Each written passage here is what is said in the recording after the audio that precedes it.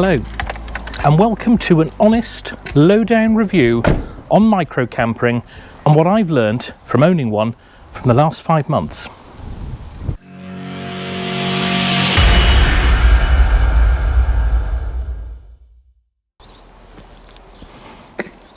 So the first thing you have to remember with a microcamper is you're engaging with a trade-off. You're not going to have a full height motorhome experience, but on the flip side of the coin, it's far more economical to drive, to run, and you can still take it to the supermarket. You can go and you can do your day-to-day activities in a way that you just wouldn't if you had a full-length coach-built motorhome. So this is the car version. You can get the mini van versions as well, but I think that microcampering is best when you've got the little cars. The sliding doors, I think, are an absolute must. We'll come to why in a moment. But first, you've got 3 lovely seats in the back, 2 in the front. It is a car, which means you can use this for the day-to-day activities with the family.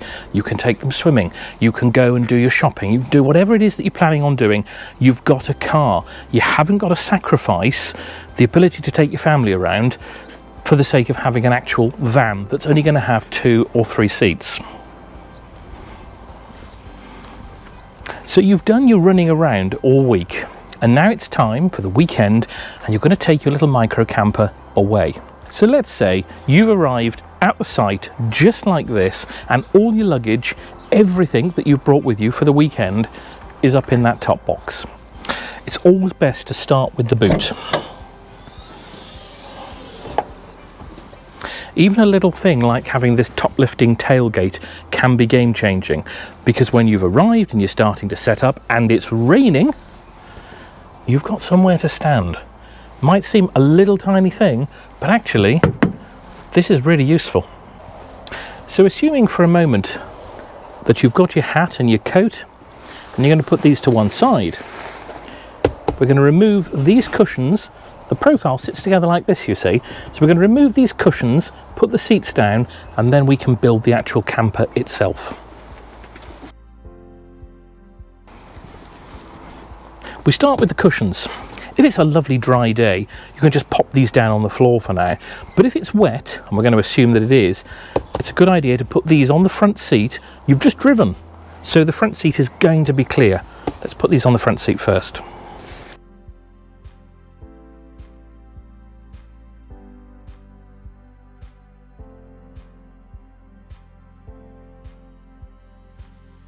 So now we can see the folding profile. I'll show you more about how this works in a moment, but first of all, this little drawer here, this is your kitchen. And the thing I love about this, let's pop that across, hold it in place. The thing I love about this is if you've come out just for the day, and so you're not going to set the whole camper down, you're not going to put the seats down, you've say come out filming or doing a project, whatever you're doing, you've got the seats up. Profile was as it was with all the cushions in there. You can still get to your little kitchen there and you can make a cup of coffee. So before we can fold that profile over and turn it into the van, we need to put the seats down. And as we do, you will see the electrics, and they are quite clever in themselves. So the seats literally drop down. I'm going to go and do the other one momentarily, but this is half of the electric system. Well, you can see that.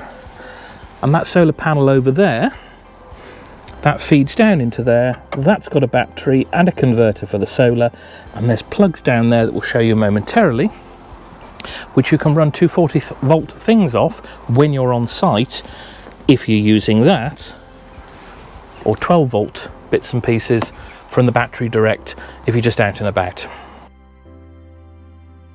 These lights, the courtesy lights, very, very well engineered. They've been bypassed, and so they now run off that separate electric system. So if you are wherever you are and you knock your lights or you put them on because you just want to be able to see because it's dark, you're not going to flatten your battery. You can leave that light on all night. You'll flatten this one, but you won't flatten the main battery. You can still start the vehicle in the morning.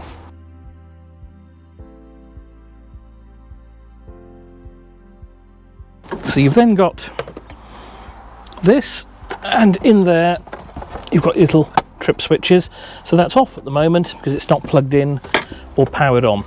But the little red light we saw a moment ago means that solar panel's charging. So it's time to build the profile. We're going to flip this over in one moment. It's not that it's heavy, it can be a little tiny bit awkward, and there's some rather intricate piano hinged pieces here, which I'll show you in a moment. But first, I just want to show you this stand, which gives support. It's got this little doorway here. That, when turned to 90 degrees, gives you extra security and support there. So I'm going to pull this over, but I am going to be very careful because on this particular vehicle, you don't get it on all the campers, but on this one, you've got these wonderful overhead storage lockers. It unfortunately does mean that as you're pulling back, you can whack your head, so you do need to be careful. Let's pull this over.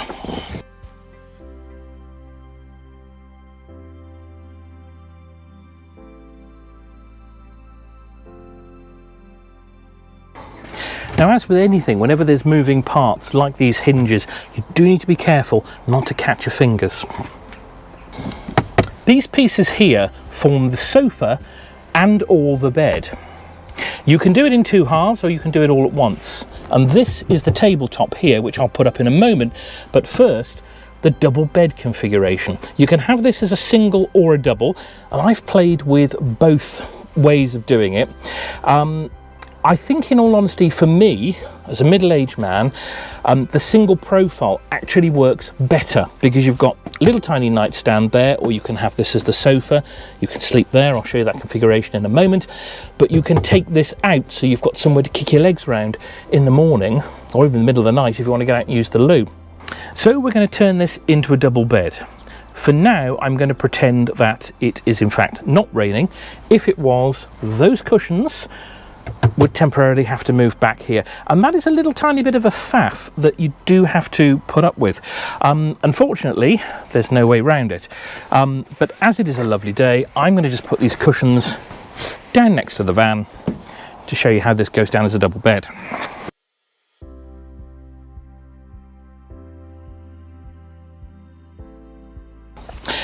So the exact configuration of how these seats go down will depend on which model, indeed which make of car you've got. On this one, if you take the headrest off, this will go completely flat. You need to make sure it's roughly central because you need the little gap that's going to be down there in just a moment. That's where your double bed's going to stand. Same with this one, important just to get it just right.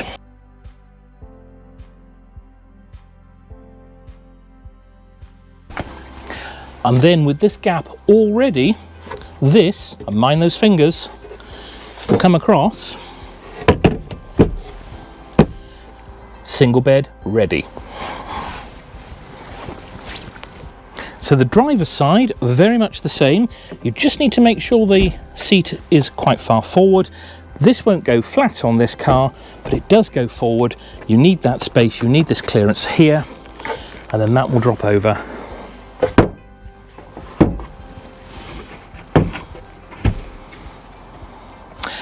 And you have your double bed.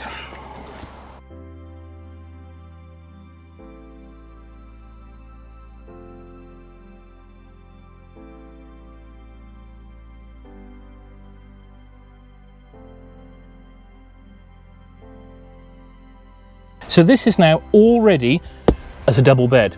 You do just need to be mindful, something I learnt, these cushions do slide.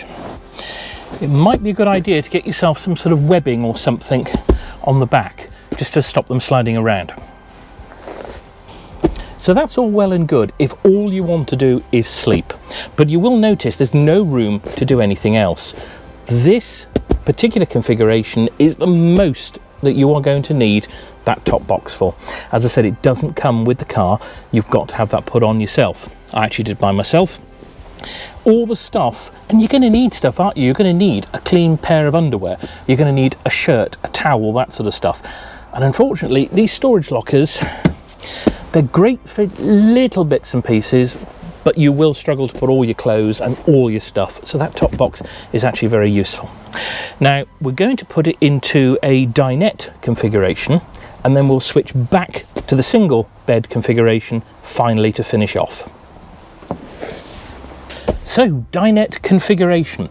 There is a reason that the big long cushion is in the middle and these two smaller ones are here. I also need to draw your attention to the headrest on the back of this seat. It's going to form part of what we're going to do. So, I need to put these forward, move the bit of wood underneath a little tiny bit jiggly, move the seat a little tiny bit as well, and it's probably best if I show you rather than describing it. So, don't know how well you can see this. This cushion needs to move. We're now left with this profile folded and anchored down there. We're going to drop this away. This seat needs to come back a little bit, and it takes a little bit of getting used to know how much you've got to do it. If I can do this right. Ugh.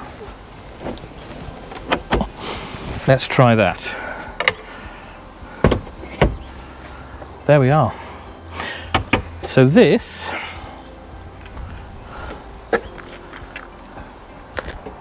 is now the back of our sofa, and obviously you can adjust that and lie that down a little bit more, but simplicity itself, one sofa, or one half of a sofa. We'll do the other one.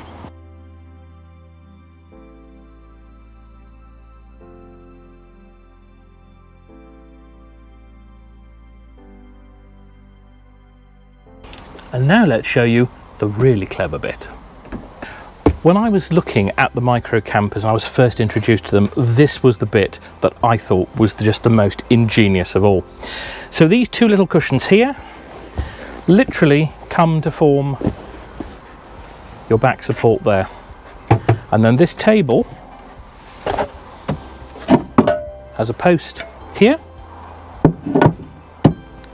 post in there, find your little receiver,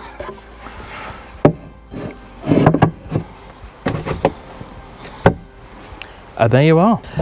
Now I'll be the first to admit that if you're a big chap like me, this is a little tiny bit on the snug side. But if you're camping, and I've done this so many times, actually you really don't notice it that much. Also, you've got this lovely sofa here, and the best part that I like is just being able to sit there and look out at whatever you've pitched next to.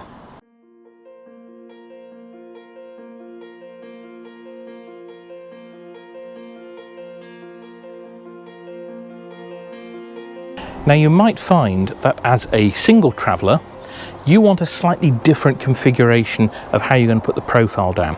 I'm going to show you that now, how I do it, and at the same time I can show you the rather ingenious piano hinges that make it all work. So down here, get rid of that, are these piano hinges. They just keep it so nice and steady all the way through the process. And under here you will see you've got two sets.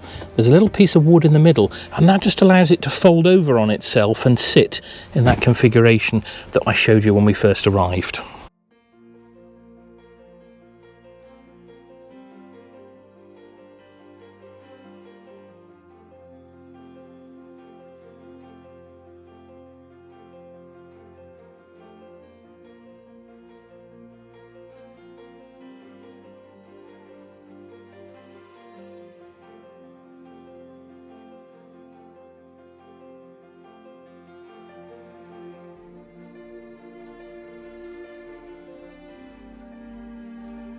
So this is the configuration that I go for, and why. The double cushion is together. It's not going to slip apart, and there's nothing worse than trying to sleep when your bed is all iggledy-piggledy underneath you. You have got this separate one here. That one can slide. A little bit of the webbing stuff will stop that. This, I've just got a little sort of cushioned seat bit. It does have that folding bit of the profile underneath. You don't really feel that, to be honest, but it does mean that if two people want to come and sit in, you know, if you've got a guest with you or what have you come to see you on site, there is somewhere for somebody to sit and eat still. I can sit there and I can sleep there, and then this is absolutely brilliant for storage, as is the holes underneath. That little recess on both of those is where I put all my bits and pieces when I'm travelling. So that is how a micro camper works, how the whole thing comes together. Now you might find that this is absolutely brilliant for you, for your family, what you're planning to do, but it might be that it is a touch too small. Unfortunately, that does sort of go with the territory, really. You do have a trade-off, but you do have the ability to have a 5-seater car that you can take anywhere, that you can park in the supermarket. I will say, if you've got groceries, you've no boot, but you can put those on the back seat. There's so much you can still do with this, and I love the versatility of this. Will I use this forever? Will I upgrade to a motorhome or a panel van conversion at some point in the future? Who knows? I don't think any of us can ever know what the future will hold, but for now, this was absolutely brilliant. And I think the most important thing with a micro camper is that you are getting a vehicle that is, yes, about 10 years old, but it is well looked after, and you're not buying a 30-year-old panel van that's been converted for the same price. You're getting a pretty solid, pretty decent car, because let's face it, there's nothing worse than having a vehicle that looks great inside, but it won't start. So far, and touch wood, this, John, my micro camper, has never let me down, and I absolutely love it. So I hope you've enjoyed this. If you've got any questions or comments, please put them below. Email me directly. If you go to dailypilgrim.com, you'll see all my contact details there. And if you're looking for a micro camper, then I wish you the best of luck. I haven't looked back. I absolutely love it. So thanks for watching, and enjoy your day, enjoy your camping. Bye for now.